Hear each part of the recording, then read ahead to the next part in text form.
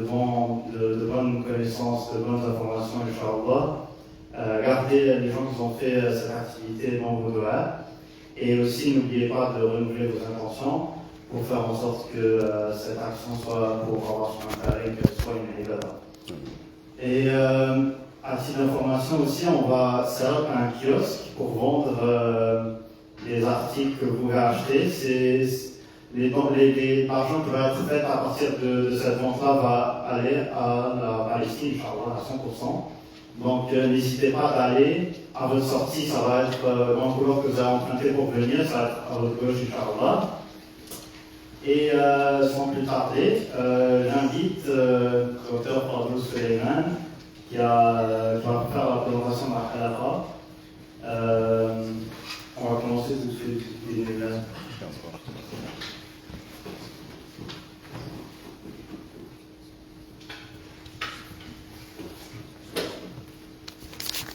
السلام عليكم ورحمة الله وبركاته.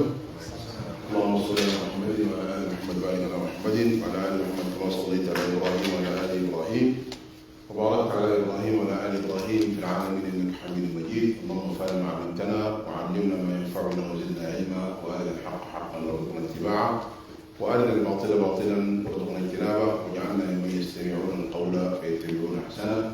أولئك الذين هداهم الله وأولئك هم أولو الألباب. Inch'Allah, avant de commencer, je pense que tout le monde est bilingue ici. L'anglais, c'est vraiment français, arabe. Tout le monde comprend l'arabe maintenant? Bon, je vais parler en français de toute façon, Inch'Allah, mais certains versets, donc ça va être en arabe, on va les traduire. Et également, certains hadiths, Inch'Allah, en arabe, on va les traduire. Alhamdulillah, moi, bon, c'est la deuxième fois que je fais la conférence ici. Avant, j'avais fait une conférence il y a 5 ans ici à l'ICAM, avec l'association des étudiants musulmans de l'ICAM. Donc, je peux rappeler il y a 5 ans, mais beaucoup de choses ont changé, Inch'Allah. Donc, avant tout, alhamdulillah, je remercie les frères et les sœurs qui ont organisé cette conférence. C'est une très bonne initiative, alhamdulillah, et puis ça fait plaisir de voir mes jeunes s'impliquer. Et puis c'est ça qui est important, parce qu'il faut vraiment savoir pourquoi on existe, pourquoi nous sommes là. Puisque malheureusement, plus de 75% des gens sur Terre ne savent même pas pourquoi ils sont là. Ils ont beaucoup de choses dans leur tête, mais ils ne savent pas c'est quoi même le centre de leur vie. Mais nous, en tant que musulmans, alhamdulillah, on sait, Allah dit « Wa khalaqtu al-jinna wal-insa illa liya'budun » Je n'ai créé que les djinns et les ins pour m'adorer. Mais comment adorer Allah subhanahu wa ta'ala? Il faut le connaître. On ne peut pas adorer Allah subhanahu wa ta'ala sans le connaître. Mais comment le connaître? On ne peut pas inventer une adoration. Pour connaître Allah subhanahu wa ta'ala, il faut apprendre. On a le Coran et le Sunna du prophète, Muhammad sallallahu alayhi wa sallam. Et puis, vous arrivez à un niveau où vous étudiez la médecine, déjà c'est un grand pas. Donc cela veut dire, vous pouvez aller plus loin également, apprendre le Coran et apprendre le Sunna du prophète Muhammad sallallahu alayhi wa sallam. Vous avez la capacité de le faire.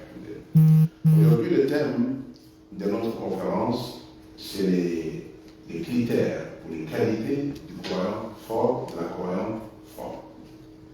Donc, quelles sont les qualités, les critères, qu'est-ce que l'on doit faire pour acquérir ces qualités? Très important. Allah subhanahu wa ta'ala dans le Coran, il a mentionné trois catégories de croyants. 3 catégories.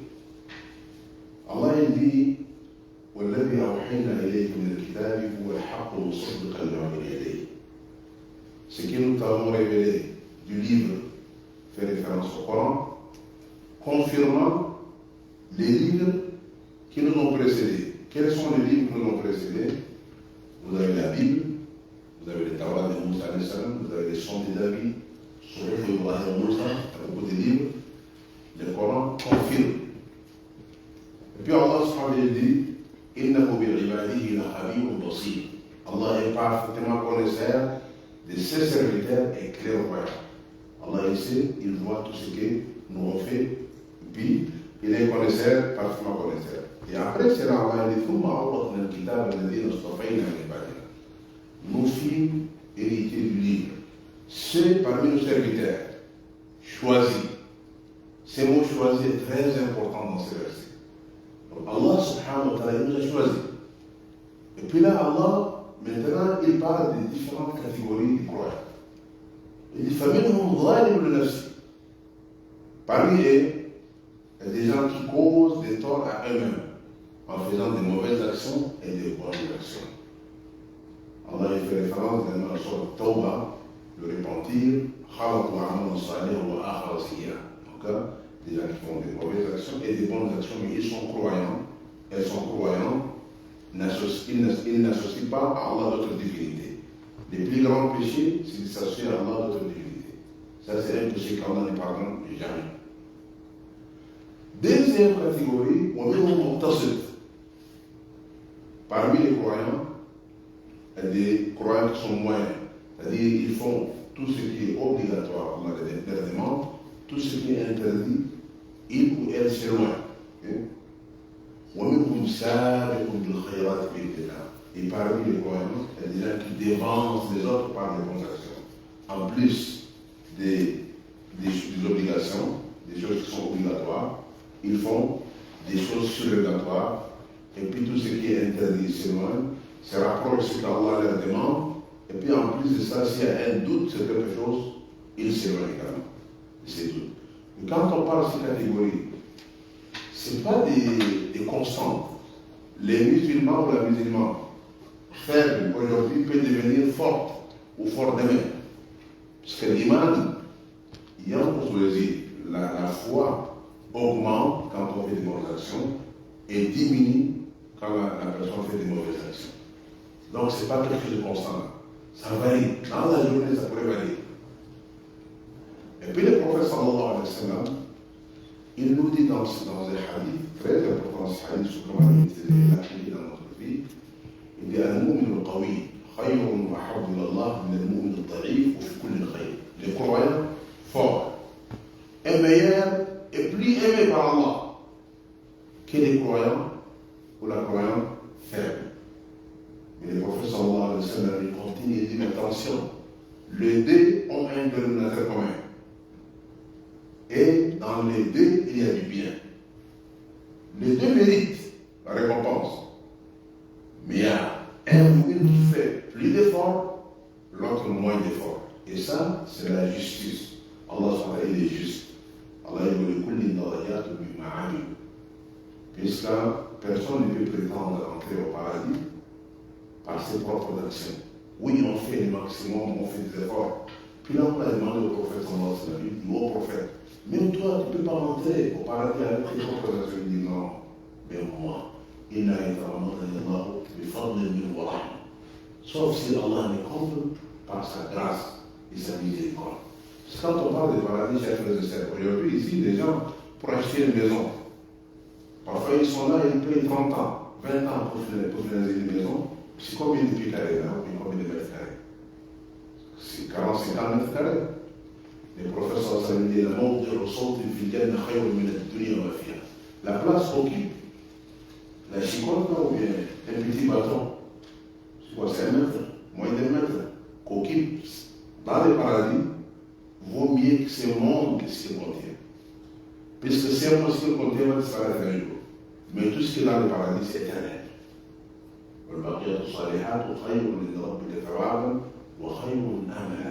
Tout ce qu'on fait des bonnes actions, que ce soit des tasbih, une bonne parole, tout ce qu'on fait, si Allah accepte, la sincérité, si Allah accepte, pour uniquer ce monde et ce qu'il contient. Dans ce hadith, le prophète sallallahu alayhi wa sallam, il nous donne des recommandations. Et puis également des interdictions. Si on veut vraiment être un croyant ou une croyante fort, il faut suivre ces recommandations et s'éloigner de ces interdictions. Donc le professeur dit, le croyant fort est meilleur et plus aimé par Allah que le croyant faible, au fil du khayr, et dans les deux, il y a du bien. Et puis, quand il dit, ihris ala ma yanfa'u. C'est ça la première recommandation. Occupe-toi de ce qui est bénéfique. De ce qui est bénéfique. Dans la vie, subhanallah, il y a des gens qui perdent le temps dans la futilité. Ils sont là en train de jouer des airs. Mais à la fin, c'est quoi? C'est pour cela que j'ai dit aux jeunes, dans la vie, il faut être producteur, il ne faut pas être consommateur. Quand vous jouez quelque part, les jeux là, il y a quelqu'un derrière une gagne d'argent sur votre dos. Même si vous voulez jouer des jeux qui sont permis, essayez de jouer au moins éditer des vidéos, puis vous mettez, vous gagnez de l'argent au moins. Quand vous jouez, vous perdez du temps, il y a quelqu'un qui gagne de l'argent sur votre dos, puis vous perdez votre temps. Et puis, il ne faut pas oublier que notre vie, c'est du temps. Si Allah est à prescrire des vies de 60 ans, chaque jour qui passe, on a une nuit. Tu te rapproches vers l'arbre, vers ton tombeau, chaque jour qui passe. C'est pour cela, arrivé à un moment donné, tout le monde va quitter ce monde. Mais Allah va nous interroger. Allah t'a donné la jeunesse, ce que tu as fait, le temps, ce que tu as fait, la richesse, la connaissance, tout ça, on sera interrogé. Donc les croyants doivent se préparer. On ne doit pas perdre notre temps dans tout ce qui est donc futilité et qui ne nous ramène rien de bon. Donc la première recommandation, le prophète sallallahu alayhi wa sallam, donc il nous a dit, tiens-toi fermement à ce qui est bénéfique pour toi. Alhamdulillah, vous êtes maintenant ici, c'est une assise. Il y a des anges qui sont là, si Allah il les voit tout, puis qu'on voit combien des anges qui sont avec nous.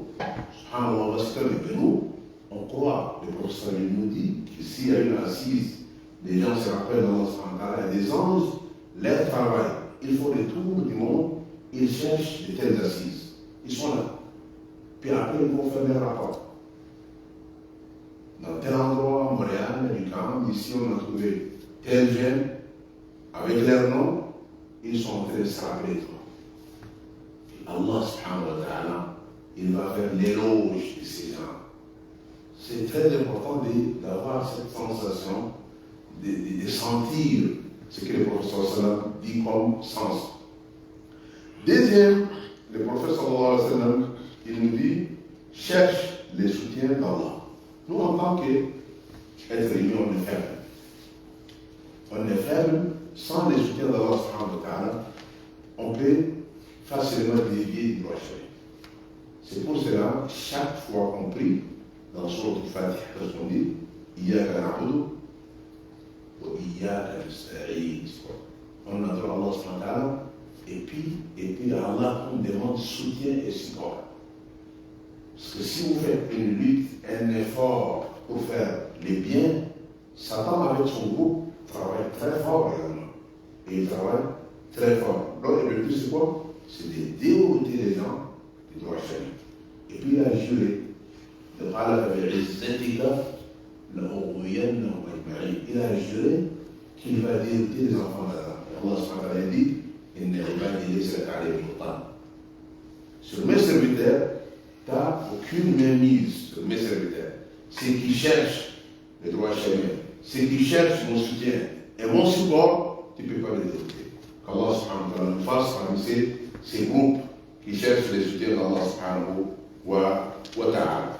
Donc, en ce qui concerne, on a dit, tenir à ce qui te bénéficie, on va développer. C'est-à-dire, tenir à une chose, c'est la désirer avec ardeur et persévérance. Donc, pour les croyants, cela implique la maîtrise de soi, implique également la mobilisation réfléchie de ses ressources. On ne dépense pas nos ressources dans les vides. Le professeur sallallahu alayhi wa sallam, dans un hadith, il dit il y a beaucoup de gens qui ne prêtent pas attention sur des grands bienfaits qu'Allah leur a accordés. C'est quoi ces des grands bienfaits? Il est en sahha al-farah, la santé et les temps libres. Quand il y a un vide, il y a des gens qui cherchent à remplir ça, ces vides à n'importe quoi, difficulté. Je vais tout juste, subhanallah, visiter un de nos frères à l'hôpital Sacré-Cœur. Un ingénieur en construction, il travaillait bien, il était parti à faire le Umrah, il était venu quelques semaines plus tard, il était parti à l'hôpital, il avait un cancer sur son cerveau, Allah subhanahu wa ta'ala lui donne la santé, mais aujourd'hui, subhanallah, à l'hôpital, il ne parlait même pas. Sa maman était venue de l'Algérie lui visiter, il ne la reconnaît pas. C'était un monsieur, il y a quelques mois, il il travaille, il est bon. C'est une épreuve pour lui. Qu'Allah subhanahu wa ta'ala le pardonne, qu'Allah subhanahu wa ta'ala lui accorde le paradis, Inch'Allah, les Firdaus, puisque ça c'est une grande épreuve. Il est patient, alhamdoulilah. Mais c'est pour vous dire, quelqu'un peut être en bonne santé aujourd'hui, demain peut-être une autre situation, un autre état. Il faut en profiter. Il faut éviter la procrastination. C'est-à-dire le fait de remettre à plus tard. Si on peut prier aujourd'hui, si on peut faire les choses aujourd'hui, il faut le faire. Si on veut faire la prière nocturne aujourd'hui, il faut faire. Parce que demain on ne sait pas. Si on sera parmi les gens qui vont vivre ou non. Donc c'est très important, donc on se prépare pour l'au-delà. Notre demain, ce n'est pas ici. Ici, on est des voyageurs. Allah yutazawwadu fa inna khayra az-zadi taqwa. Prenez des provisions. Si aujourd'hui, subhanallah, si quelqu'un voyage à Toronto, on prend de la provision, puis mais on a un voyage très très long. Un voyage avec une seule direction. Irréversible. Tu pars là-bas, c'est fini, il n'y a pas de retour. Et puis il y a plusieurs barrières. Pour passer ces barrières, c'est maintenant qu'on se prépare. C'est un très long voyage. C'est pour ça qu'Allah dit Inna khayra zadi taqwa, la meilleure des provisions, c'est la piété. Le taqwa, c'est la piété. C'est ça qu'on doit travailler pour cultiver donc ces qualités.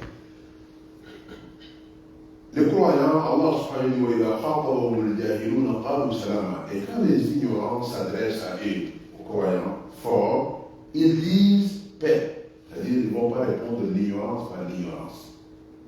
On ne doit pas répondre selon nos émotions, mais on doit répondre selon nos valeurs. On a des valeurs. D'où on a pris ces valeurs, le prophète Mohammed sallallahu alayhi wa sallam et le Coran. Donc, si on lit l'histoire du prophète sallallahu alayhi wa sallam, comment il répond aux ignorants? Les différentes situations, là on doit apprendre. Donc la maîtrise du soi, c'est important, et la présence d'esprit. Le prophète sallallahu alayhi wa sallam nous dit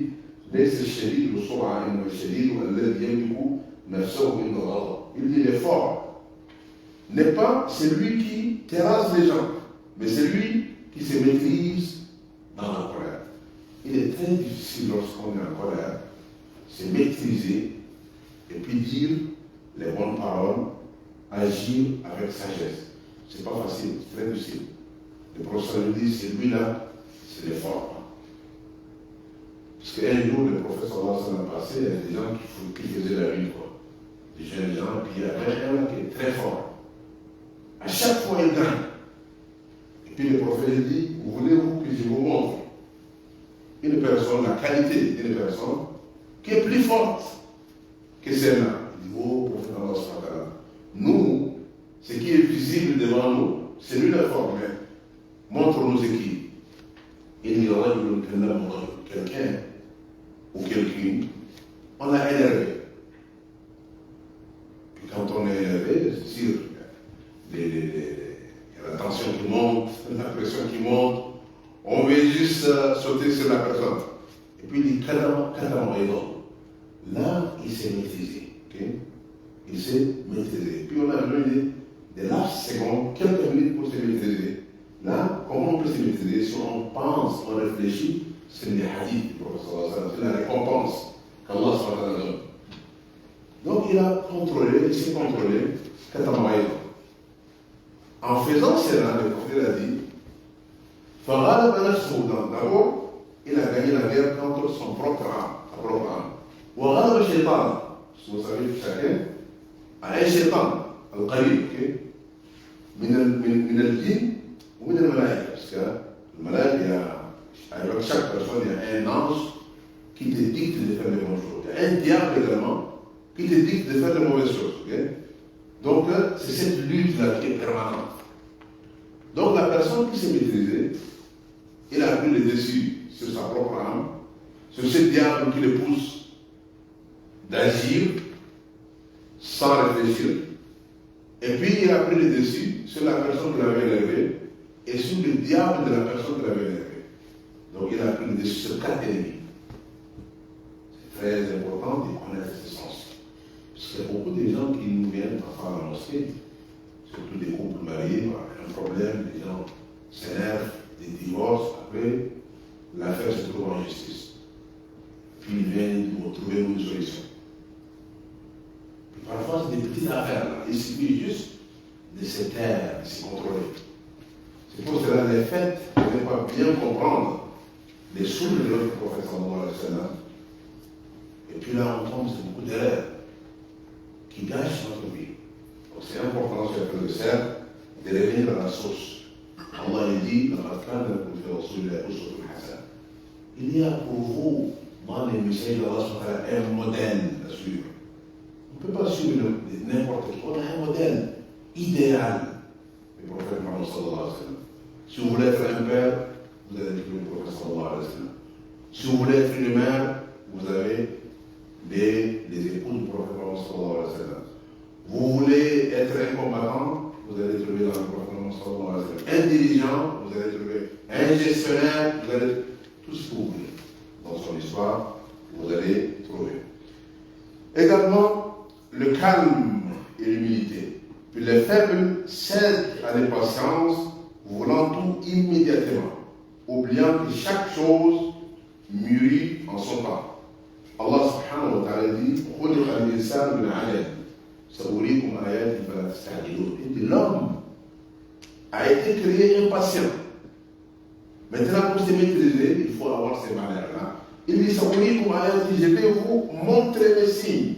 Alors, ne soyez pas impatients. Nous, qu'est-ce qu'Allah nous demande? C'est de faire les causes, les efforts. Mais les résultats, il faut mettre ça. Il faut mettre sa confiance en Allah subhanahu wa ta'ala. Même les prophètes. Allah il leur dit, votre mission, c'est de transmettre le message. Ce n'est pas à vous d'obliger les gens de croire ou de ne pas croire. Ça, ce n'est pas le rôle des prophètes. Allah il dit, tu ne peux pas guider qui tu veux. C'est Allah qui guide, qui il veut. Il sait qui parmi les gens mérite d'être guidé.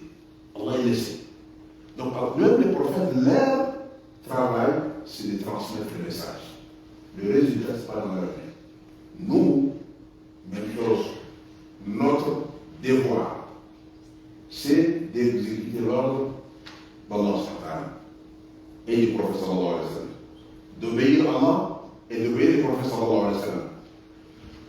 Maintenant, alhamdoulilah, vous faites la médecine, vous étudiez. Ça, c'est une adoration. Mais il faut que vous renouvelez votre intention tout le temps. C'est une adoration.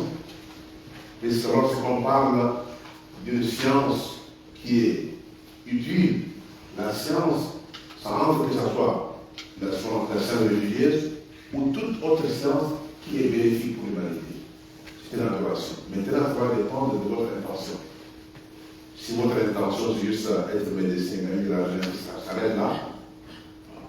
Mais si votre intention, oui, de gagner votre vie, mais d'être utile pour la communauté, peu importe cette communauté, peu importe leur appartenance, peu importe leur croyance, là vous entrez dans les hadiths du prophète sallallahu alayhi wa sallam qui dit le meilleur parmi les gens, c'est ceux qui sont utiles pour les autres. Médecin, il est utile pour les autres. Si vous prenez le prophète Daoud, en plus qu'il était prophète, c'est quoi c'était son métier? Quel est le métier du prophète Daoud? Il est prophète, oui.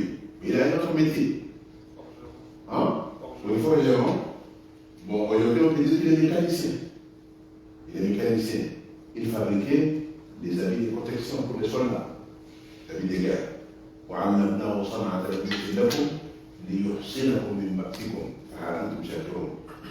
Un prophète, si ce qu'il avait fait comme métier, si ce n'est pas une adoration, il ne va pas le faire. Il n'a pas le temps à faire. Donc c'est une adoration. Le prophète sallallahu alayhi wa sallam, au début, il faisait les commerces. Il était également berger. Puis d'ailleurs, tous les prophètes étaient des bergers. Et puis voilà, je ne sais pas si vous avez eu les chances de surveiller des troupeaux de moutons, des chèvres. Je ne sais pas, mais Moi, il avait fait quand il était petit, très difficile. Les chèvres là courent partout. Chaque chèvre là court vers un endroit qui veut. Très difficile de rassembler. Et puis ça apprend à la personne la patience. Subhanallah, tous les prophètes ils ont fait ça. Donc ça leur apprend la patience. Quelqu'un qui est capable de gérer des troupeaux, des chèvres, tout ça, après, il va essayer donc de gérer quand même des êtres humains.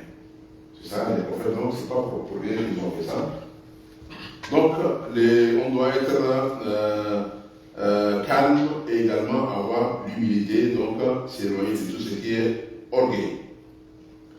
Quatrième, l'esprit d'initiative, c'est-à-dire, et puis là, alhamdoulilah, les groupes qui ont organisé cette conférence, c'est une bonne initiative. Les croyants ne doivent pas attendre qu'on lui dise de faire ça, puis ils doivent prendre l'initiative. C'est très important. L'initiative. Vous avez fait un effort, alhamdoulilah, vous avez choisi un thème, vous avez invité, bon, que ce soit moi ou d'autres, et puis il y a une assise, on se rappelle d'Allah subhanahu. Donc c'est sûr qu'il y a un groupe qui a pris cette initiative. Ça doit être une leçon pour les autres. Parce que parfois, les gens, subhanallah, qui entrent dans la mosquée, ils trouvent parfois des saletés qui est dans la mosquée, puis ils attendent qu'une autre personne va venir nettoyer. Ils perdent beaucoup de choses. Prends l'initiative de nettoyer ça. Il y avait une femme qui était entrée au paradis parce qu'elle nettoyait la mosquée d'Allah subhanahu wa ta'ala. Tu ne sais pas avec quelle action tu vas entrer au paradis. Tu ne sais pas. Il se peut qu'il y ait juste quelque chose qui t'a fait à la mosquée, Allah a accepté ça. À cause de ça, Allah peut t'élever sur de hauts degrés. À des hauts degrés dans le paradis. On ne le sait pas. Donc il faut prendre toujours des initiatives. Yusuf alayhi salam, le prophète Yusuf alayhi salam, vous savez, il était prisonnier, il était esclave, après prisonnier, après il est sorti. Et puis là, lorsque le roi de l'Égypte avait vu un rêve, et puis il cherchait l'interprétation. Personne n'a su interpréter ces rêves. Là, Yusuf alayhi salam, donc l'histoire est longue, Yusuf a pu interpréter les rêves. Et puis là, les rois d'Égypte, lorsqu'il lui avait dit qu'il y aura une famine, une très grande famine qui va frapper les pays. Et puis là, il ne savait pas comment se préparer, qu'est-ce qu'il faut faire. Là, Yusuf, il a sauté sur l'occasion, il a pris l'initiative. Il dit, il dit, assigne-moi les dépôts du territoire. Je suis bon gardien et connaisseur.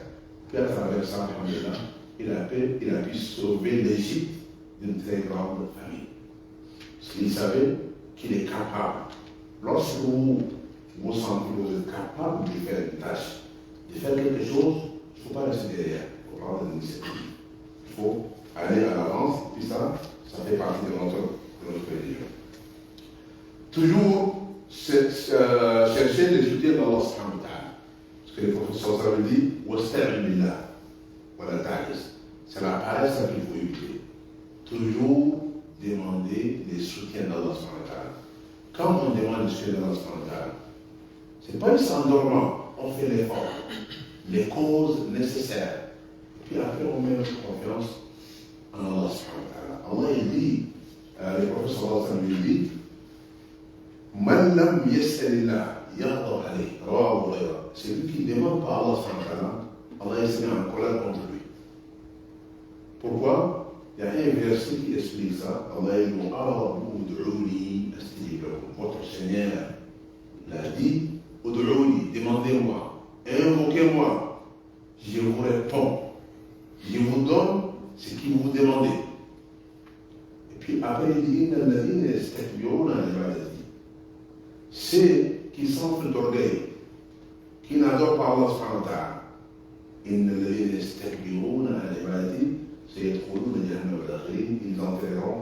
ils entreront au paradis, à l'enfer. Ils entreront à l'enfer, ceux qui sont orgueilleux. Et puis c'est pour cela, si on fait un peu la comparaison, ceux qui sont orgueilleux, ils se sentent qu'ils sont autosuffisants, ils n'ont pas besoin de demander à Allah subhanahu wa ta'ala. Mais ça c'est un problème. Quelqu'un qui est orgueilleux, ceux qui sont orgueilleux se sentent toujours qu'ils sont autosuffisants, qui sont les meilleurs.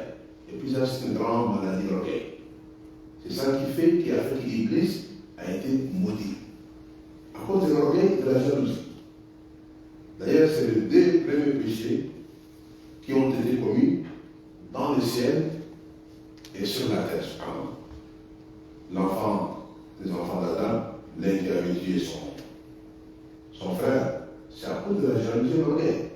Iblis, même chose.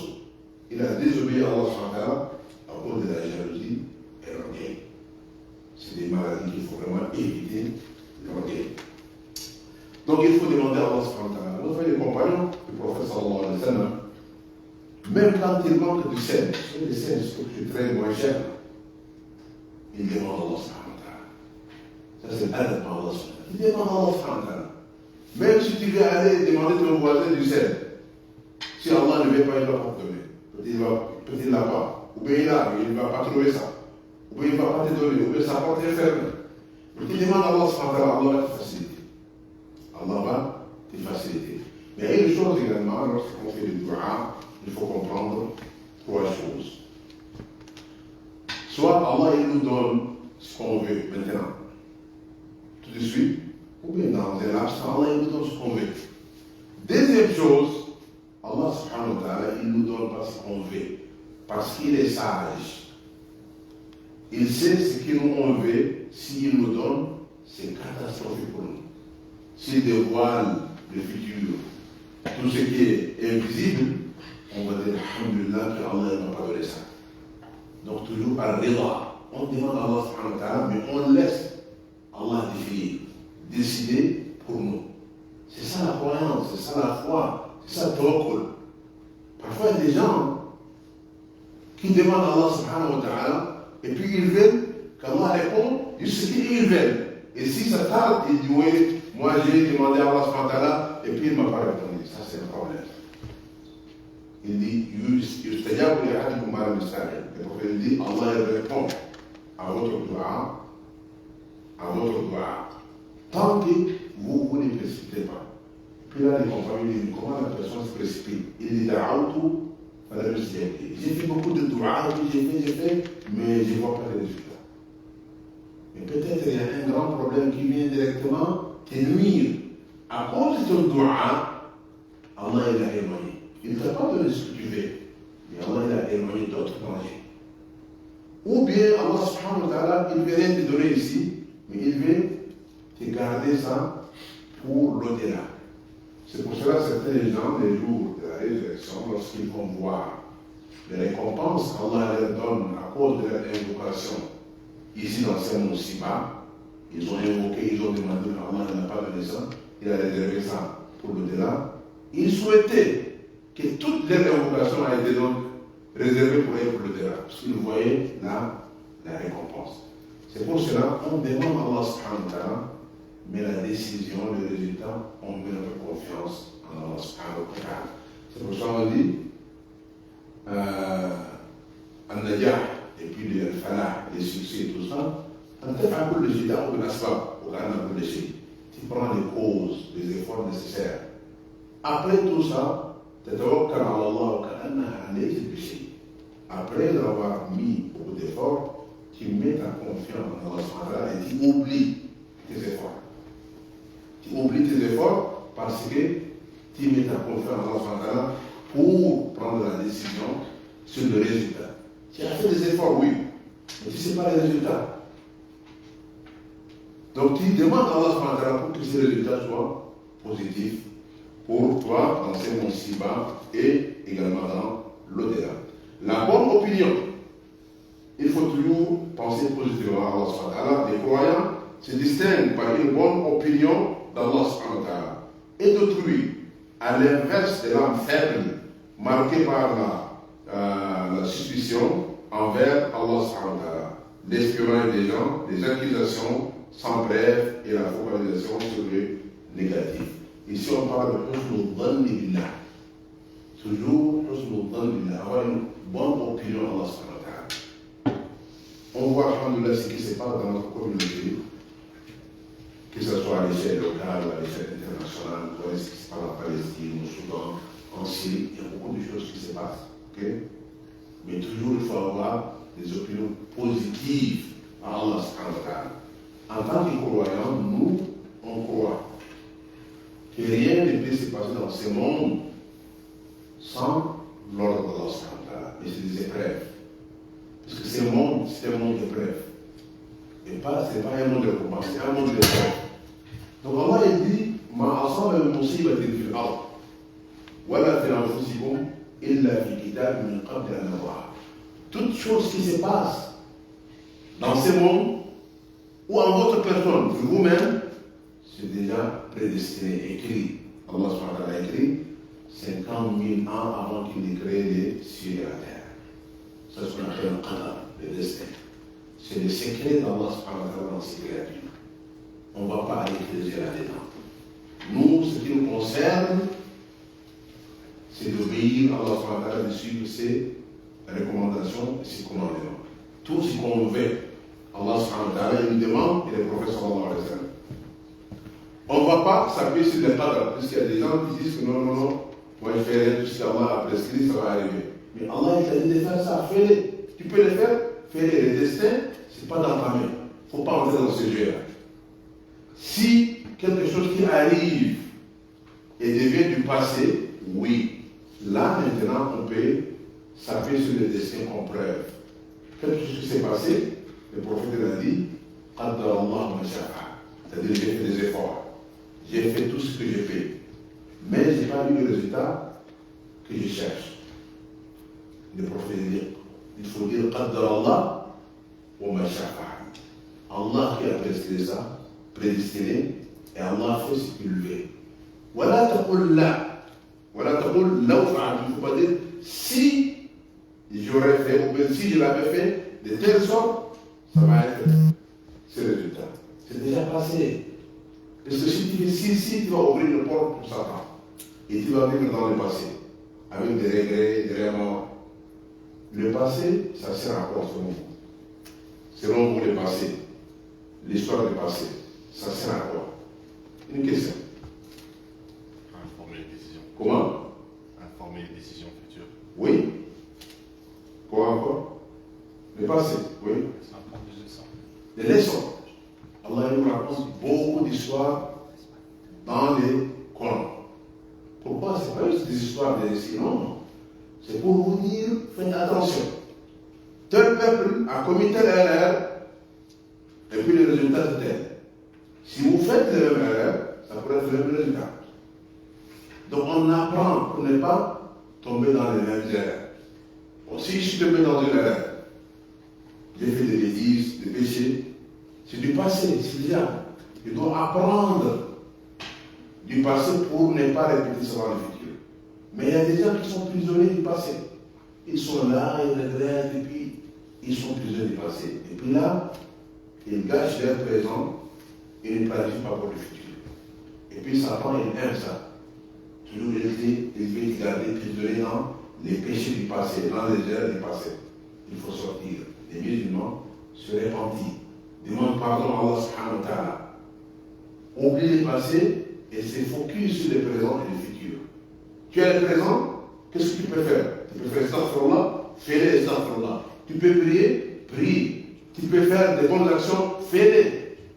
Tu réfléchis sur le péché du passé. Si c'est des leçons, pour avoir de l'énergie dans ta vie présente et le futur, c'est bon. Mais si pour perdre le temps, là il faut oublier. Donc c'est important, chers frères et sœurs, donc de ne pas vivre dans les passés. Un autre point, il est combien de temps, les gars? Il est 7 heures. Ok, Allah, le prophète sallam il dit au Coran, ne t'affaiblis pas. On va revenir pour le développer. Puis il dit, donc ne t'affaiblis pas. Qu'est-ce que cela veut dire? Donc c'est refuser d'abandonner l'effort dans les cadres des causes légitimes, car l'impuissance est une faiblesse blâmable. Elle n'est pas seulement physique, elle naît d'une volonté défaillante et de l'attrait de l'ego pour le repos et la paresse. Ici, le prophète sallallahu alayhi wa sallam, il dit, ne t'affaiblis pas. C'est pas le sens ici. Si la personne est malade, il n'y a pas de problème pour ça. Supposons la personne prie les fajr à la mosquée. La sœur prie les fajr à la maison à temps, parce que nos sœurs, tout ce que vous faites à la maison, si vous priez à temps, vous avez la même récompense que les hommes qui partent à la mosquée pour prier en groupe. Vous avez la même récompense. C'est-à-dire, quand tu es en bonne santé, tu fais beaucoup de bonnes actions. Tu aides des gens, tu fais des dons, tu lis le Coran, tu étudies parfaitement. Les jours où tu es en voyage, où tu es malade, et que tu ne peux pas faire la même action, Allah va te donner la même récompense. Quand tu es en bonne santé, ou bien tu n'es pas en voyage. Ça, c'est la miséricorde d'Allah subhanahu wa ta'ala. Mais ce qui est ici, le professeur sallallahu nous avertit de la paresse. Je peux faire quelque chose, mais à cause de la paresse, je ne le fais pas. La procrastination, comme le fait de remettre à plus tard. C'est pour cela dans son Tawbah, lorsque le prophète sallallahu alayhi wa sallam, vous savez la bataille de Tabouk. Tabouk, c'est une ville qui est 1000 km de Médine. 1000 km de Médine. Le prophète sallallahu alayhi wa sallam, une information lui est arrivée que le roi du Romain, qui est Héraclite à l'époque, César, il a réuni une grande armée aux environs de 240 000. Imagine 240 000 armées, puis il voulait attaquer Médine. Puis c'est Héraclite, il a eu une histoire avec les professeurs de ces rois romains. Il connaissait, dans les livres, il savait que c'est les prophètes. Puis même il a interrogé Abu Sufyan, il n'était pas croyant à l'époque. Lorsqu'il a décrit le prophète sallallahu alayhi wa sallam, il a reconnu que c'est lui. Mais il a aimé son pouvoir, il n'a pas voulu se convertir à l'islam. Et puis en plus, il a réuni une très grande armée pour attaquer Médine. Puis le prophète sallallahu alayhi wa sallam n'a pas voulu attendre à Médine. Il a réuni 30 000. Et puis il est sorti jusqu'à Tabouk. À peu près un mois de voyage. Dans le Sahara, il faisait très très chaud. Donc c'est une très grande épreuve. Les hypocrites, ils sont exclus, parce qu'ils ne peuvent pas tenir. Certains croyants, quelques croyants, oui, et ils sont restés à Médine, mais après, dans son octobre, si vous allez lire, il y a eu une punition, mais Allah a quand même pardonné à la fin. Mais ici, Allah subhanahu wa ta'ala dit, les Arabes doivent faire. Il dit, il n'y a pas de problème, il n'y a pas de péché pour les faibles ou les gens qui sont malades. Faible, mais il a expliqué le professeur Hassan.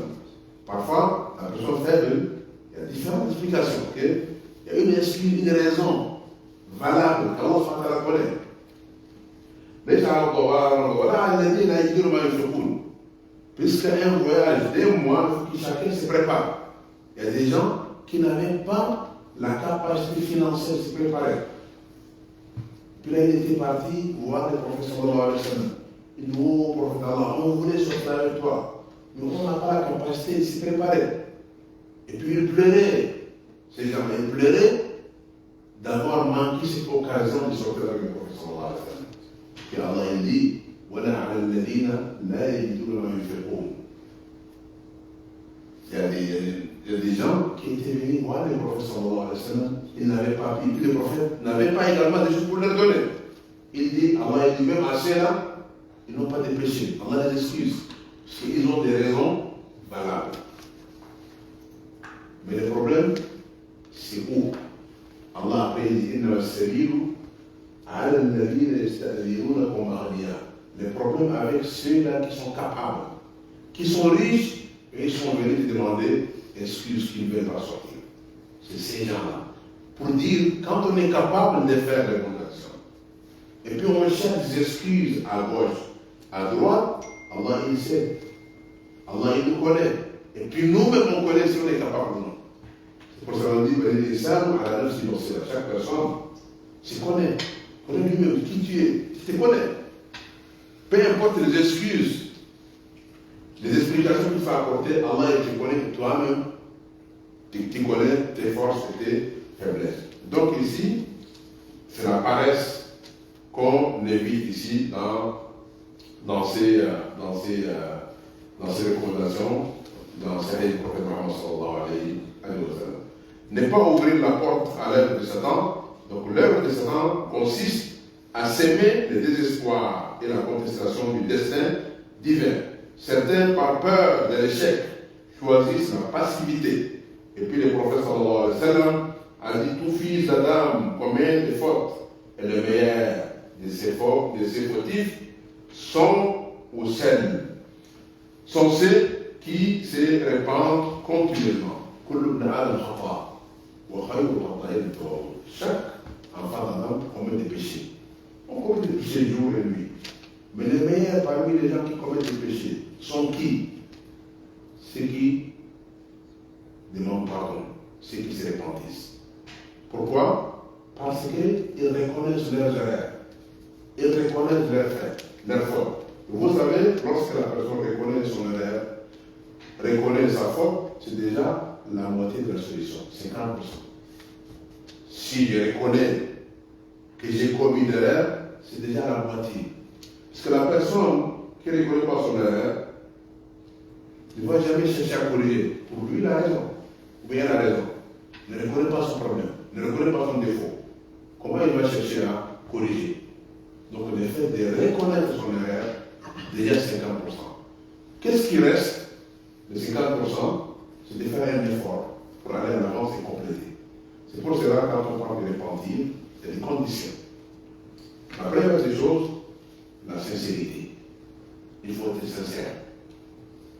De l'intérieur, que vraiment je voudrais me repentir. D'ailleurs, il va dire dans le tour vers Allah, vous les croyants, repentissez d'une façon sincère. Demandez pardon à Allah d'une façon sincère. Ce n'est pas que je vais repentir, sauf et puis dans l'intention de Dieu, je vais commettre le même péché. Ça, c'est un problème. Il n'y a pas de sincérité là-dedans. Deuxième, c'est de regretter. Regretter cette erreur qu'on a commis, donc on doit regretter. Et puis de décider de ne plus répéter dans le futur, dans l'avenir. Okay? Autre chose, également, de détester ces péchés. De détester ces péchés. Et puis si le péché est lié à des droits d'autres gens, supposons que quelqu'un a pris un prêt, ou il a insulté, il a fait la diffamation contre quelqu'un, donc au moins, si c'est des prêts, il faut retourner ses prêts. Si c'est une diffamation, tu peux demander pardon d'une façon indirecte, parfois pendant les fêtes. Bon, tu viens voir mon frère, je lui dis la fête, parfois on dit des choses à l'endroit de nos frères, de nos sœurs, on demande pardon, pardonne-moi. Puis, tu n'as pas besoin de tout dévoiler. Parfois, il y a des gens, lorsqu'ils leur disent, écoute, moi j'ai parlé sur ton dos, tel jour, là, ça va créer d'autres problèmes. Donc nous, on veut réconcilier, ne pas créer des problèmes. Okay? Ne pas créer des problèmes. Donc, en résumé, le prophète sallallahu alayhi wa sallam nous dit Al-Mu'min al-Qawi, khayrun wa habbu Allah min al-Mu'min al-Da'if. Le croyant qui est fort est meilleur et plus aimé par Allah subhanahu wa ta'ala que les croyants ou la croyante faible. Et dans les deux, il a dit bien. Tous les deux méritent la récompense. Parce que ça, c'est un dénominateur commun. Tous les deux cherchent à faire le bien. Le professeur Samuel dit dans ta vie quotidienne, focus-toi, concentre-toi ce qui est bénéfique. Ce qui est bénéfique. Dans les 4 heures que tu as, essaie de faire un recensement de tout ce que tu as fait. Qu'est-ce que j'ai fait de bonnes choses et de mauvaises choses? Tu as fait de bonnes choses, remercie Allah subhanahu wa ta'ala. De mauvaises choses, demande pardon à Allah subhanahu wa ta'ala. Parce que le matin, j'ai prié les feuilles à temps, alhamdulillah. Je suis sorti de ma maison jusqu'ici, est-ce que j'ai contrôlé mes yeux? Alhamdulillah. Bon. Quelles sont les erreurs que j'avais faites? Tel, je me répartis, demande pardon à Allah subhanahu wa ta'ala. Et reste à la main forte. Wasta'in billah, demande pardon à Allah subhanahu wa ta'ala. On est faible. Pourquoi les gens da'ifa? L'homme est créé faible. Donc demande pardon, demande soutien, support à Allah subhanahu wa ta'ala pour qu'il t'aide à combattre l'âme. à combattre le diable, l'Iblis, à combattre ces mondes si bas. Parce qu'à la dunya, il y a beaucoup de choses qui nous attirent. Okay? Ce n'est pas forcément ces choses, de bonnes choses. Peut-être c'est des pièges des Iblis. Et puis, on a dit Iblis, Al-Nafs, Al-Dunya ou Al-Hawa. Il y a 4 ennemis. 4 ennemis, notre propre âme, c'est un ennemi. Notre âme veut toujours ses désirs, ses passions qui ne sont pas obligatoirement compatibles avec ce qu'Allah a dit et le prophète Muhammad sallallahu alayhi wa sallam. Iblis, c'est son travail. Son travail jour et nuit, c'est ça, pour embellir le faux et puis piéger les gens. Ad-Dunya, c'est le monde dans lequel nous vivons. C'est un monde de tentations, de fitanes, donc on doit nous comprendre, c'est le monde. Ou al-hawa, la passion, le désir. Donc il faut les combattre. كل أعدائي فكيف الخلاص. Donc la sortie de tout ça, la réussite, c'est de demander soutien et demander support à Allah subhanahu wa ta'ala. Donc ainsi, les croyants faibles, dominés par ces émotions, peuvent évoluer vers une personnalité agissante et influente. Si on applique tout ce qu'on vient de dire, on va sortir de notre faiblesse, Inch'Allah, pour avoir cette force et puis être un croyant fort. Et puis on a dit action et innovation, invocation, maîtrise et humilité, la planification et l'acceptation du destin. Donc ainsi, le croyant devient fort dans la foi, compétent dans son œuvre, constant face aux défis, puis avec une confiance profonde et une bonne opinion de son Seigneur Allah subhanahu wa ta'ala. Moi j'aimerais toujours qu'il y ait une interaction, et on ouvre les débats, les questions et les débats. Ça va être plus intéressant. Si quelqu'un a des questions, n'hésitez pas. D'abord, Inch'Allah, moi je vais poser des questions si le résumé est bien compris. Quels sont les critères du croyant, de la croyance forte que vous avez dit? On a beaucoup parlé là. Qu'est-ce que vous avez dit? Les critères. C'est le hadith du prophète sallallahu alayhi wa sallam. Les qualités, les critères du croyant fort, croyant faible. Le premier, c'est de contrôler sa colère. Oui, très important. De contrôler sa colère, ça c'est très très important. Puisque ça, c'est une base, là. Il faut vraiment travailler ce soir. La colère, oui. Faire plus que ce qui est wajib. Oui, ça c'est pour monter plus haut. Donc faire, c'est pas juste se contenter de faire la prière obligatoire. Il fait finalement les sunnas, vous savez, donc on a celui qui fait 12 rak'at surrogatoires dans la journée, Allah lui construit une maison dans le paradis. Imagine, 12 rak'at, ça te prend combien de temps? Même pas 1 heure. Ok?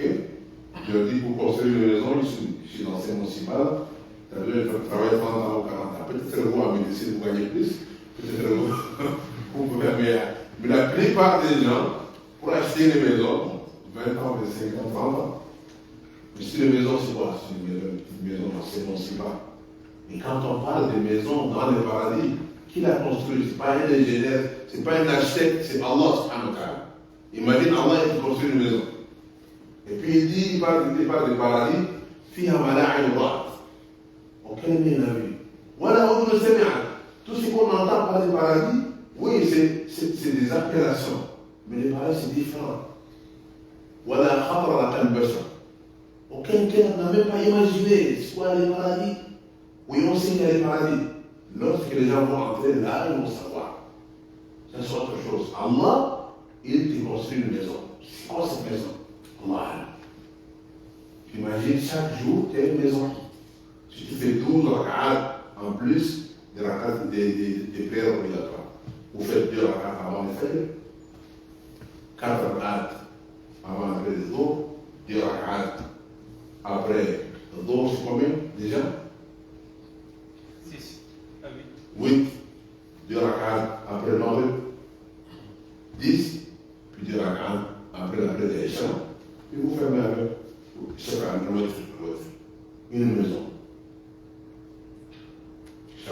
pense qu'on va essayer de faire les efforts, Inch'Allah. Ok, Inch'Allah, oui.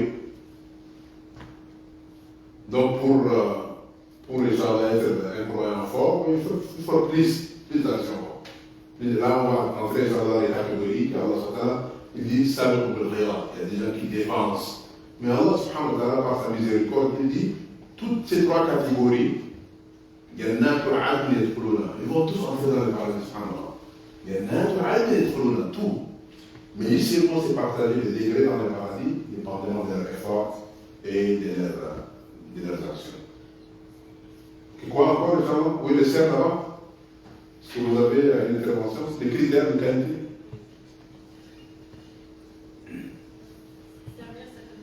Oui, oui. Qui va intervenir, les gens? Servir sa communauté. Oui, servir sa communauté. Ça, c'est Khayrunas en forme de nas. C'est-à-dire, quand on est utile pour les autres. Mais avec toujours cette intention. Parce que parfois, il y a des gens qui peuvent servir les autres, qui sont utiles, mais ils n'ont pas cette intention que c'est Allah qui aime ça, il sait pas la récompense auprès d'Allah subhanahu. Bon, peut-être ils vont avoir un remerciement ici, puis c'est fini. Mais non, en tant que croyant, on va servir les gens. Pourquoi? Parce que Allah aime ça. Et les prophètes aiment ça. Les gens ils peuvent nous remercier ou ne pas remercier. Pour nous, c'est pareil. Parce que c'est Allah subhanahu qui va nous donner la récompense. Donc, on ne demande pas des remerciements, des récompenses auprès des gens. La récompense vient comme Allah subhanahu wa ta'ala. Quoi? Inch'Allah, comme critère à quoi? Oui. Non? Husnul dhann billah, très important. Avoir une bonne opinion envers Allah subhanahu wa ta'ala. Toujours une bonne opinion. Et toujours penser que tout ce qu'Allah fait, il le fait par sagesse. Il n'y a pas du hasard. Par sagesse, Allah le fait. Donc, Husnul dhann billah, ça, cela veut dire qu'on doit éviter tout ce qui est opinion négative, tout ce qui est idée négative envers Allah subhanahu wa ta'ala. Oui. Aussi avouer lorsqu'on a tort. Oui. Ouais. Reconnaître ses erreurs, ça nous permet donc de se repentir. Vous dites quelque chose? Ok, ça va. Quoi encore comme critère? Ne pas rester dans le passé. Oui, ne pas être prisonnier du passé. Mais, c'est quoi le profit qu'on peut tirer du passé? L'expérience, la sagesse. L'expérience, la sagesse. Un exemple du prophète sallallahu alayhi wa sallam. Il a subi beaucoup de choses dans le passé. Donner un exemple du prophète sallallahu alayhi wa sallam. L'histoire pour ne pas vivre dans le passé. C'est une grande histoire, même les historiens occidentaux, lorsqu'ils relatent cette histoire, ils s'étonnaient comment le prophète sallallahu alayhi wa sallam, vous savez, au début, à la Mecque, il était persécuté par sa propre famille. Imaginez le prophète sallallahu alayhi wa sallam, parfois il priait à la mosquée à la Mecque. En état de consternation, il fait le sujoud. Ok? Et puis on prend des déchets, c'est-à-dire des intestins d'une chamelle, c'est-à-dire lorsque le chamelle vient de mettre au monde, puis on prend toutes ces saletés, des intestins, tout ça, puis on met sur sa tête. Imaginez. Et puis il était en état de conservation, il n'a pas oublié. Jusqu'à ce que sa fille, femme a été venue, et là, il a dégagé ça. Et puis, on a fait un embargo 3 ans à la Mecque. On ne le rend pas, on n'achète pas de sa famille, à tel point que les gens mangeaient tout ce qu'ils trouvaient, parfois les pauvres. Ça s'est passé. Fin de fin, ils voulaient le tuer. Ils ont dit bon, on en est marre, on va le tuer, puis c'est fini, on va le reste à faire. Puis alhamdoulilah, il est sorti, il était parti à midi. Puis il était revenu, il a pris les dessus, Allah lui a donné la victoire, il n'a pas la carte, mourir. Ils ont tué beaucoup de ses compagnons, ils ont emprisonné certains, ils ont fait des dégâts. Et puis là, le prophète sallallahu alayhi wa sallam les a tous ressemblés, tous. Les dirigeants, ceux qui faisaient du mal, les poètes qui font la diffamation, tous réunis. Et puis le professeur sallallahu a posé une question. Qu'en pensez-vous? Qu'est-ce que je vais faire avec vous? Et ils savent leurs erreurs, parce qu'ils ont commis, comme bêtise. Il suffit juste un geste de professeur, et ils seront tous tués. Parce qu'il est venu avec 10 000 armées. Et puis c'est des gens très forts comme Khalid Walid, tout ça. Là. Et c'est juste un geste, ils vont tous le décimer. Quoi. Et puis qu'est-ce qu'ils ont dit? Subhanallah. Ces mécréants, et ils savent qui sont les bons gens, qui sont les bons, qui sont les mauvais. Il dit, et Abu Talib, qui est quelqu'un de généré, et fils dégénéré. Mais qu'est-ce que vous avez dit à l'époque avant? C'est vous qui voulez le tuer, c'est vous qui avez tué ses compagnons. Maintenant, oui, comme celui qui a pris des signes, il dit, toi tu es généré, les fils dégénérés, puis ils ont commencé à faire son éloge. Puis le professeur lui dit, je vais vous dire ce que Youssouf a dit à ses frères. Qu'est-ce que Youssouf a dit à ses frères? Il va vous entendre. Allez vous dire, je vous le dis tous, il a oublié le passé. Imaginez si les professeurs vivaient dans le passé. Ah, il va se rappeler, tel jour-là, ils m'ont fait telle chose. Ils ont tué tel compagnon. Oh, aujourd'hui, c'est une chance. Là. Vous allez voir, ok? Mais c'est quoi les résultats? Leurs enfants, après peut-être, voulaient qu'ils vont se convertir à l'islam, ils vont se rébeller. Le professeur Salem les a excusés. Ces mêmes gens-là, subhanallah, sont convertis à l'islam, après ils étaient devenus des dirigeants. C'est eux qui sont là pour défendre l'islam, les accords Soufiane, tout ça. Leurs enfants étaient des sahaba. C'est ça, il faut être visionnaire.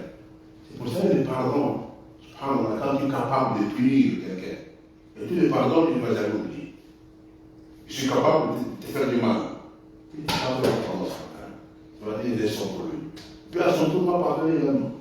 Il va pardonner à son tour. Donc c'est important. Il ne faut pas vivre dans le passé. Le passé, c'est déjà passé. Maintenant, il faut construire le présent et planifier pour le futur. Vous allez voir, donc c'est important de ne pas vivre dans le passé. Encore, c'est quoi les critères qu'on a? La productivité. La productivité. Oui, est-ce que tu peux donner l'exemple sur la productivité? En tant que croyants, nous, qu'est-ce qu'on doit? La productivité, oui. Aider ses frères. Quoi? Aider ses frères. Aider ses frères, c'est important. Aider sa famille. Quand on est en couple, il faut toujours une collaboration pour le bien-être de la famille, aider ses parents à l'école, aider ses amis si tu comprends quelque chose, expliquer aux autres. Donc tout ça, ça entre dans la productivité. Donc le croyant doit être productif. Ce n'est pas juste un consommateur. Il faut produire, Et puis, toujours avec l'intention. Parce qu'il y a le bien. Les actions ne valent pas l'intention. C'est-à-dire, c'est pour cela qu'on dit l'intention, c'est le business des savants. Les savants, ils font du business avec l'intention. Ils veulent faire des choses, mais ils veulent plus les intentions. Avec ça, j'ai l'intention de faire ça. Avec ça, il y a telle intention. Puis, subhanallah, Allah va les donner. Avec ton intention. Il vous donne un exemple. 2 personnes qui gênaient, qui font le jeûne pendant l'été. Combien? À peu près 18 heures ici. On fait le jeûne. 18 heures à 19 heures. Ok? Je me rappelle également, j'avais fait mes études à Saint-Pétersbourg, c'était en Russie. Dans cette ville-là, ce qu'on appelle les nuits blanches. Le Maghrib, c'est aux environs de 11 heures. 23 heures du soir, à peu près. Et puis le Fajr, c'est aux environs de 2 heures. Si tu dors là, c'est fini, quoi. Donc on attend ces 2-3 heures là pour manger, pour préparer bien. Imaginez la personne qui va gérer 20 heures. Son intention, c'est de perdre du poids. D'ailleurs, ok? Peut-être qu'il va perdre ou non. On ne sait pas. Une autre personne qui gêne 20 heures, son intention, c'est de gêner parce que le prophète sallallahu alayhi wa sallam a parlé de la récompense du jeûne. Parce qu'Allah dit, si vous gênez, c'est mieux pour vous si vous savez. Donc il cherche la récompense d'Allah. Il cherche ces hadiths que le professeur dit, c'est lui qui gêne un jour pour la cause d'Allah, pour Allah. Allah éloigne son visage de l'enfer 70 ans. Imaginez combien de récompenses. Et puis le prophète il dit, le hadith aussi, Allah il dit, Kullu amal min adam, toutes les actions de l'enfant d'Adam pour lui, il la saoum, sauf le gène pour moi, wa ana ajzibi. Il dit, puis je lui en donne des récompenses. Et puis personne ne sait la récompense du gène. Sauf Allah subhanahu wa ta'ala. Donc avec cette intention, imagine, la personne, il pourrait perdre du poids. Ça c'est quelque chose supplémentaire, ok? Mais il peut avoir la grande récompense auprès d'Allah. Mais l'autre pauvre, il a jeûné pendant 20 heures, c'est pour perdre du poids. Mais il n'a pas d'intention pour avoir cette récompense. Vous voyez la grande, subhanallah, une très grande différence. C'est pour cela parfois il y a deux personnes qui peuvent prier côte à côte. Ici, il y a un qui pourrait avoir des récompenses gigantesques comme des montagnes. Et puis l'autre peut-être une petite récompense. Ça dépend de votre concentration dans la prière. L'autre est concentré dans sa prière. Et puis l'autre, il est là, il est dans son magasin, il est avec ses amis dans les soukars, il est quelque part. L'imam il dit ça, vous ne savez même pas combien ils ont prié. C'est une grande différence. Donc il faut vraiment se concentrer. Ces 5 minutes-là, pour Satan, c'est un grand combat. Il veut toujours t'éloigner. C'est un combat. Ces 5 minutes de prière, il faut vraiment se concentrer. Ce qui nous aide à se concentrer, c'est de penser sur l'au-delà. Penser sur la mort. Comme si Allah est la mort derrière moi. Okay? Comme si le paradis à ma droite. Comme si à l'enfer à ma gauche. Quand on réfléchit à ça, on va se concentrer. Quoi encore comme qualité? Oui, les serres, on peut écouter. Oui? Comment?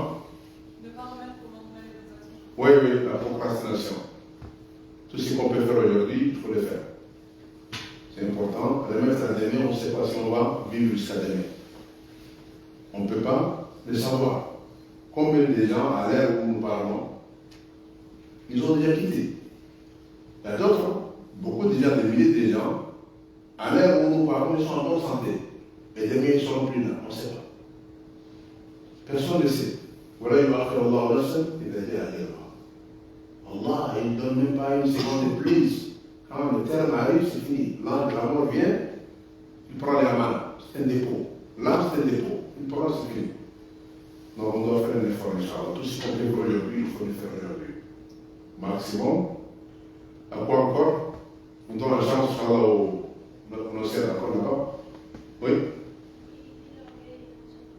Oui, imiter l'orgueil et la jalousie.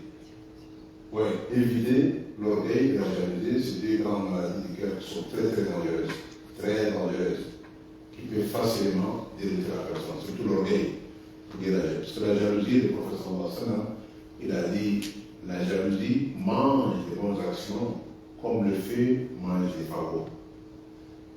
Le planche là, quand il y a des feux, puis il y a des maisons qui sont construites en bois, puis donc la jalousie mange les bonnes actions comme le feu mange les bois. C'est pour ça qu'on doit éviter. Pourquoi être jaloux? Pourquoi? Allah subhanahu wa ta'ala, il a donné à ton frère à faire quelque chose, tu dis Masha'Allah. Dis Masha'Allah, qu'Allah lui met des barres à la bénédiction. Si tu veux qu'on lui demande Allah subhanahu wa ta'ala, si tu veux plus que lui demande Allah subhanahu wa ta'ala. Mais les jaloux, son problème c'est quoi? Lui, il ne veut pas qu'Allah lui donne, mais il veut qu'Allah prive l'autre ce qu'on lui a donné. C'est ça le problème. Il veut qu'Allah prive l'autre ce qu'il lui a donné. Mais autre problème, Allah lui a donné. Il demande à Allah subhanahu wa ta'ala.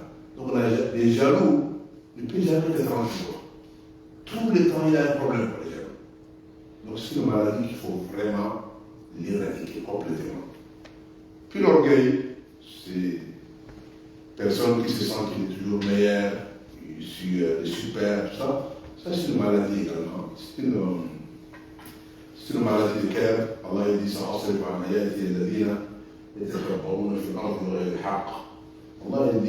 Allah il éloigne de ces versets, de ces signes, tous ceux qui sentent d'orgueil sur terre.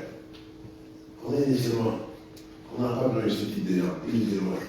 Et puis, le jour de la résurrection, une personne peut être orgueilleuse. Ici, on voit physiquement, elle est forte, elle est riche, elle a un pouvoir.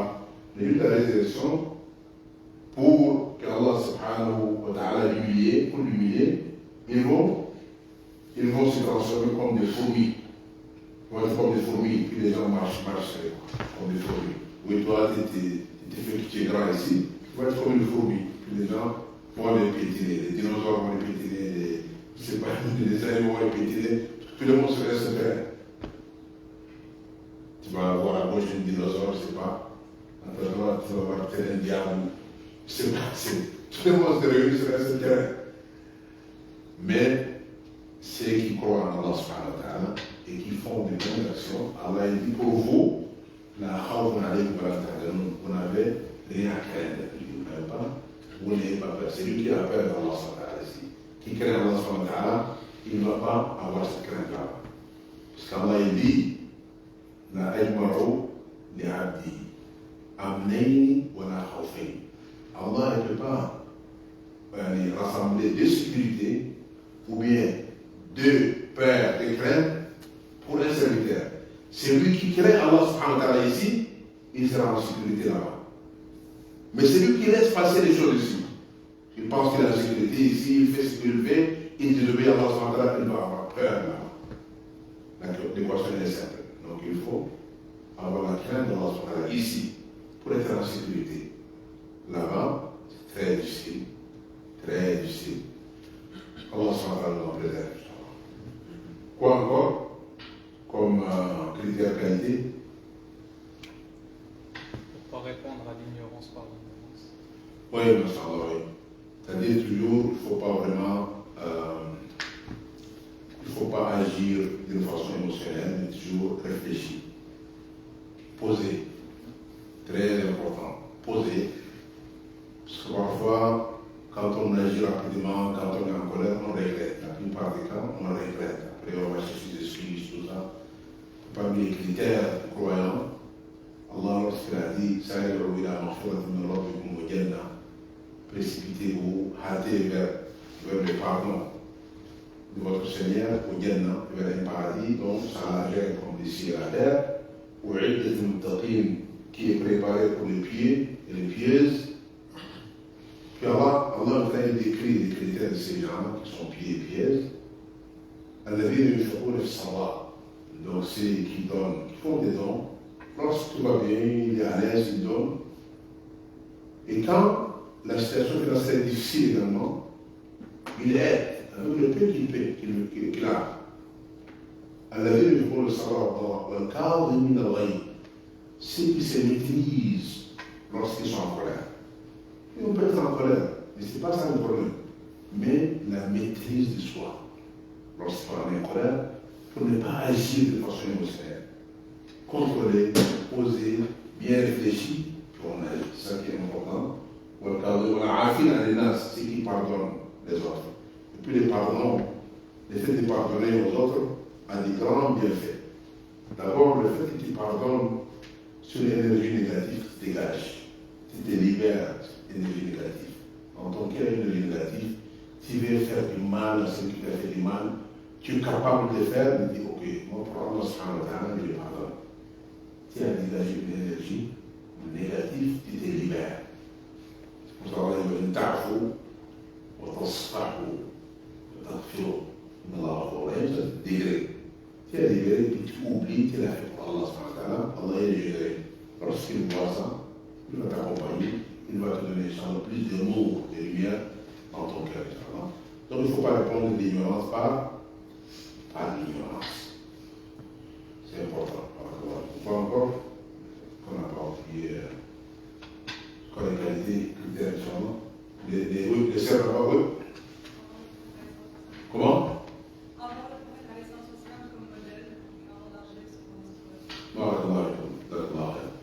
Donc, nous, dans notre vie, notre modèle, ce n'est ni une célébrité quelconque, que les gens appellent des étoiles, quel type d'étoiles Allah, le jour, sur des chératines, on les appelle des étoiles. Yalla nous a fait les étoiles, c'est qu'est-ce que vous voulez. Donc nous, notre modèle, c'est pour faire comme ça. On va chercher à agir comme il a agi, se comporter comme il s'est comporté, si on veut être avec lui. Si on va choisir n'importe qui comme modèle, à part le prophète sallallahu alayhi wa sallam et ses compagnons et les gens qui sont pieds, mais on sera avec lui les jours de la résurrection.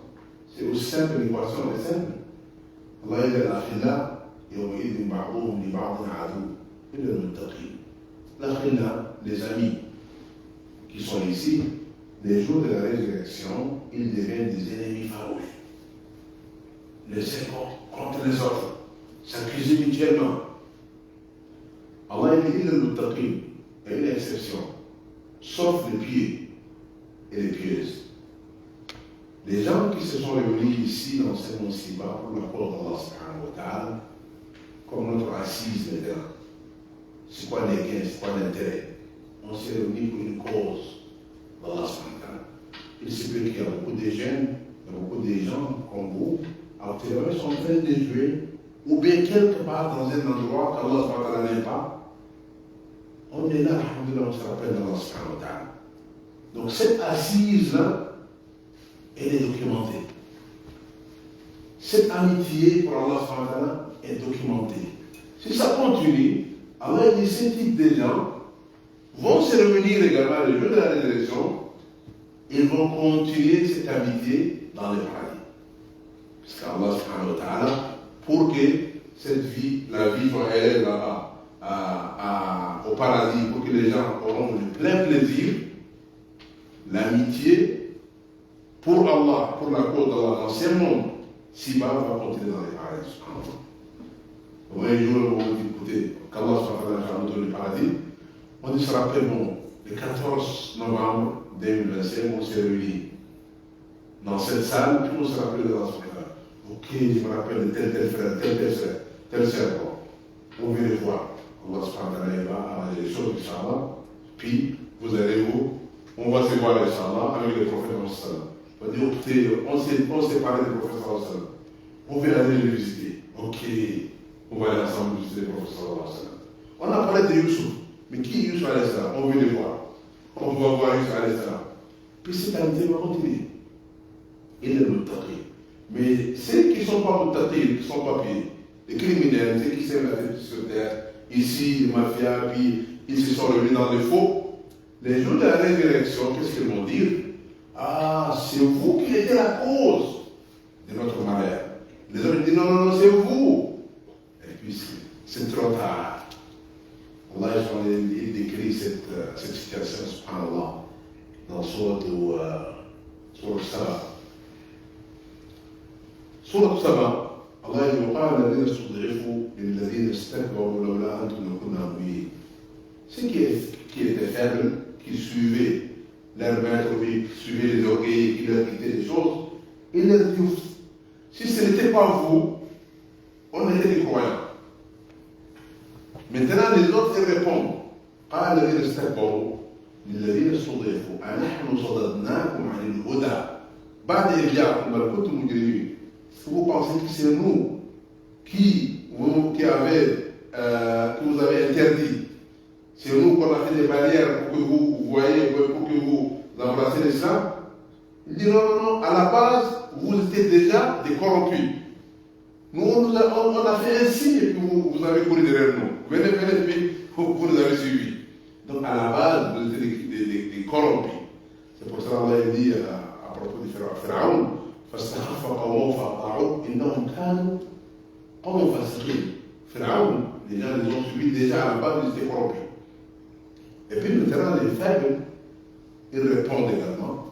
وقال الذين استضعفوا للذين استكبروا بل مكروا الليل والنهار إذ تأمروننا أن نكفر بالله ونجعل له أندادا. Il dit non, vous, jour et nuit, vous diffusez des informations fausses. Vous nous invitez à nier l'existence de notre Créateur.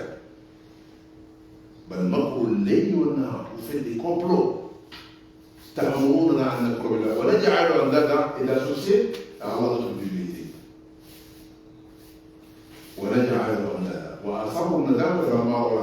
Et puis tous les dés, c'est quoi? Regretté. C'est le plein regret. Est-ce que ça va les arranger, ça va les rapporter quelque chose? C'est fini. Le monde des tests, des preuves, c'est fini, c'est derrière nous. Pour ça, on doit faire attention. Donc, le croyant fort, on ne peut pas lui dicter n'importe quoi. Lorsqu'on lui dit faire quelque chose, d'abord voir est-ce qu'Allah aime ça et son prophète ou non. Si Allah aime, il fait selon sa capacité. Si Allah, il a dit ça, c'est interdit, il met de côté et puis il continue son chemin. Le croyant fort. C'est important, mais ça a besoin d'un effort. Ça a besoin d'un effort. Alors que ce soit les jeunes ici, nos filles là-bas, un grand effort. Le paradis, c'est cher.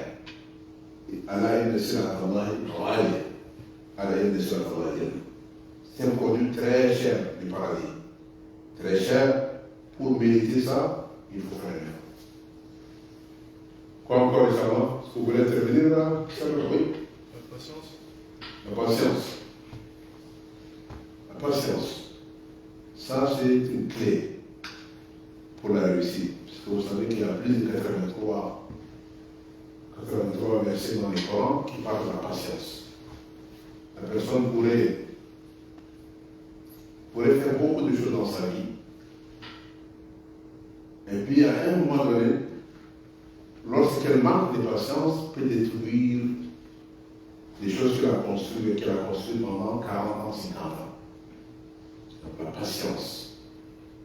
Miftah al-Khayr. C'est la clé de nos actions. Sans patience, on ne peut pas aller loin. Comme il dit à Ibn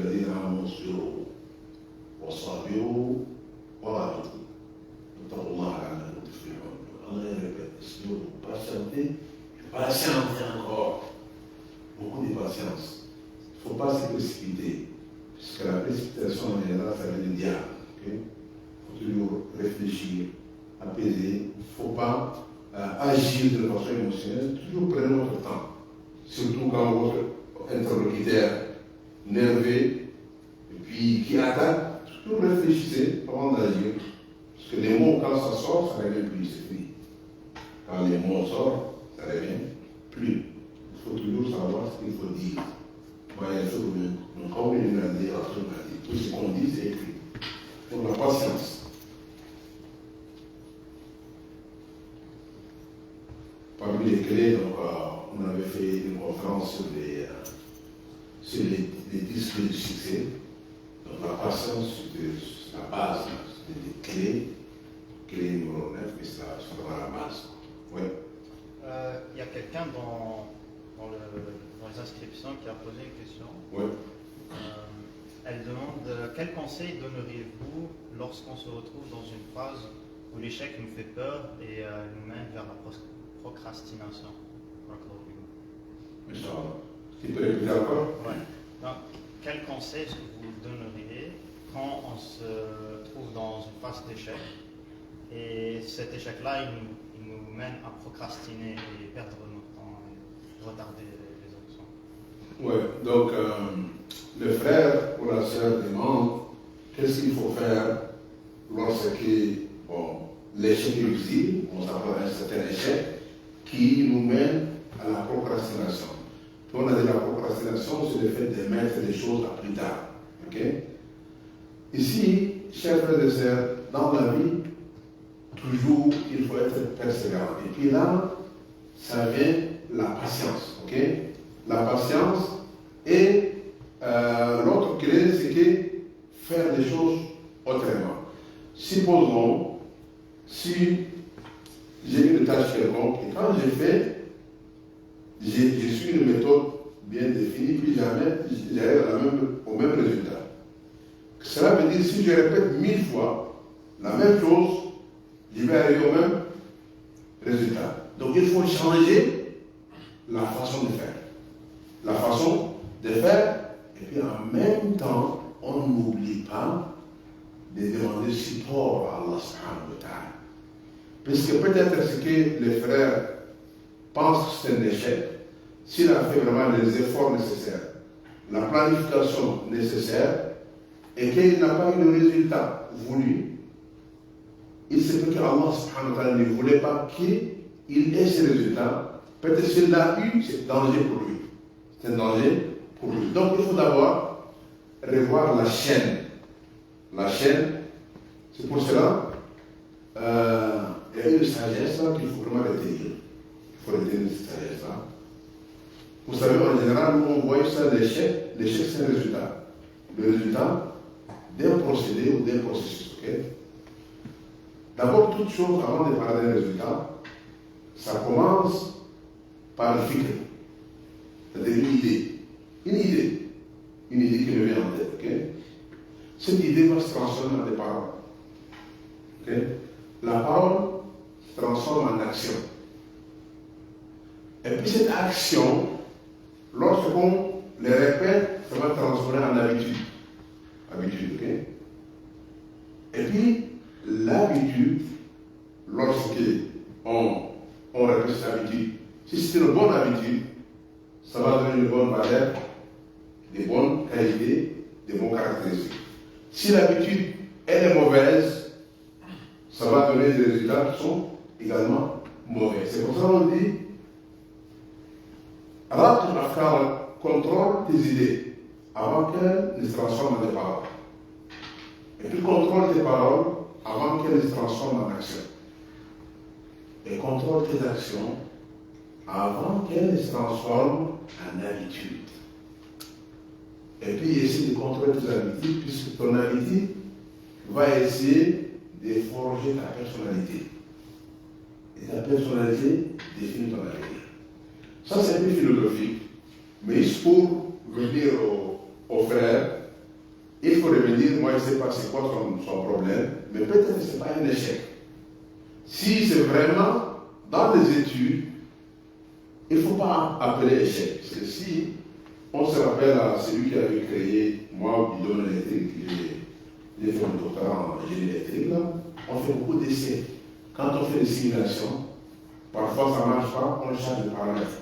Jusqu'à ce qu'on en arrive à un résultat optimal. Oui, un résultat optimal. Disons celui qui avait inventé la lumière. Selon certains historiens, ils avaient dit qu'il a fait 10 000 essais. 10 000 essais. Mais est-ce que vous pensez que ces 10 000 essais, c'est la même chose? Est-ce que